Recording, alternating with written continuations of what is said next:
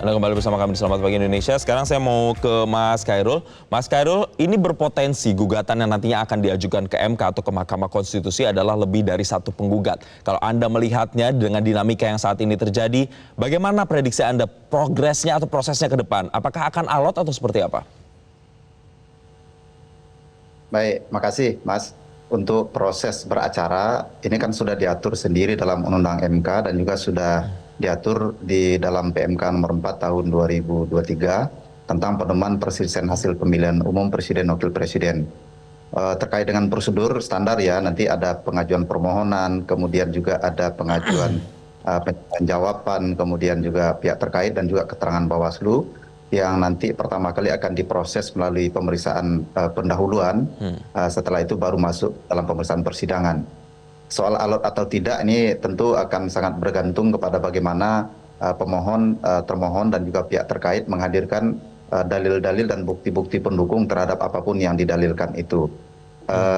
Dan apapun itu, baik terkait dengan perselisihan terkait dengan angka atau yang biasa dikenal dengan sengketa yang bersifat kuantitatif maupun yang bersifat kualitatif. Karena sejauh ini dari pengalaman pemilu maupun pilkada, MK itu tidak membatasi diri hanya pada aspek perbedaan sengketa terkait dengan perbedaan penghitungan antara peserta pemilu dengan KPU, melainkan juga menyangkut hal-hal yang berkaitan dengan kualitas atau yang bersifat kualitatif dari proses pemilu itu.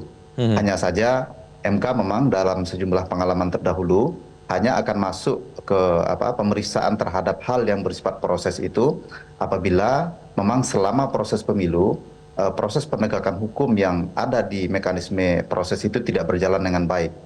Yang kedua, bisa saja karena memang aturan hukum yang tersedia tidak memadai untuk menangani perkara-perkara itu. Sehingga apabila kondisi-kondisi itu terjadi dan didalilkan oleh partai politik, paslon peserta pemilu, maka itu mungkin saja akan diperiksa. Dan selanjutnya MK juga dalam pengalaman sebelumnya juga akan menilai signifikansi dari persoalan-persoalan berkaitan dengan proses maupun perbedaan penghitungan itu terhadap hasil pemilu yang telah ditetapkan oleh KPU. Apabila masalah-masalah terkait proses itu dianggap punya dampak yang signifikan terhadap hasil, maka peluang untuk diterima dalil itu akan sangat besar juga.